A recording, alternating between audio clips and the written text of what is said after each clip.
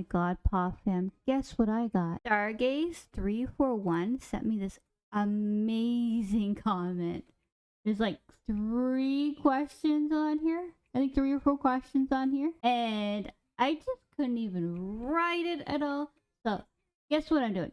I'm doing a video about it. Throughout your journey on YouTube, have there been any significant challenges or obstacles that you've had to face? If so, what were they and how did you manage to overcome them? Additionally, looking back at your experiences from when you first started until now, how would you describe your overall experience on the platform? Has it been rewarding, difficult, eye-opening, or perhaps a mix of different emotions and lessons learned along the way? Those are amazing questions. And guess what? I am going to answer them one by one. When I first started doing content creation on YouTube, I didn't know where to actually start. I didn't know how to edit. I didn't know how to make thumbnails. I didn't know how to understand the analytics of YouTube. It was a hard thing to do. But then I realized, wait, isn't YouTube a place where you can search things? So I started searching these questions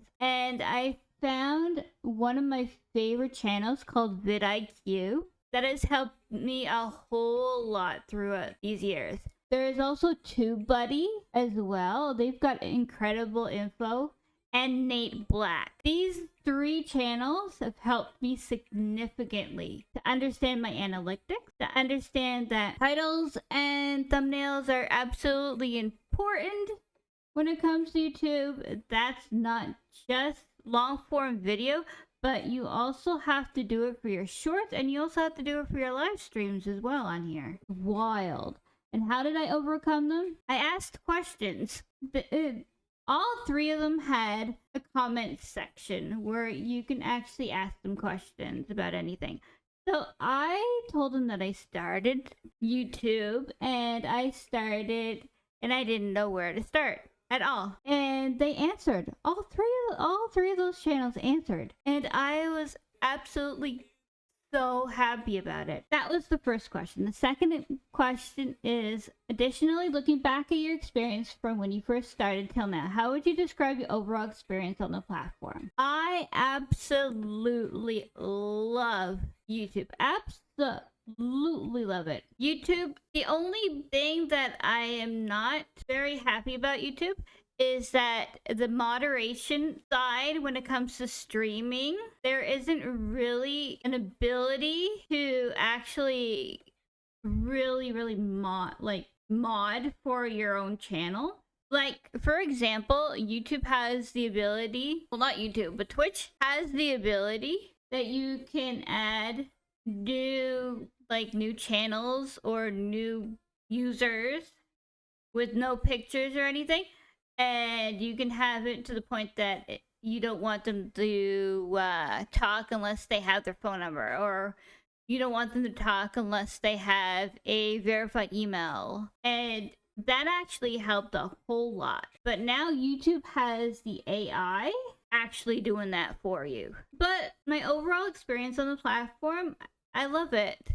I love seeing channels starting from scratch from the beginning and learning along the way what works, what doesn't work, what flows to the channel, what doesn't flow to the channel, stuff that they're passionate about, absolutely passionate about, stuff that they really don't think is good for the channel. It's been quite rewarding to see, to meet, to get to know other creators and also your community as well. It's been quite a mix along the way of all these different types of things. But overall, I have been completely authentic.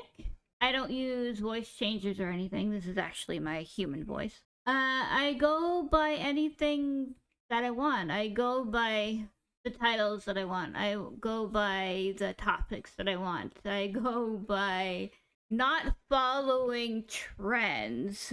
Because in my full honesty, why don't we just all be ourselves?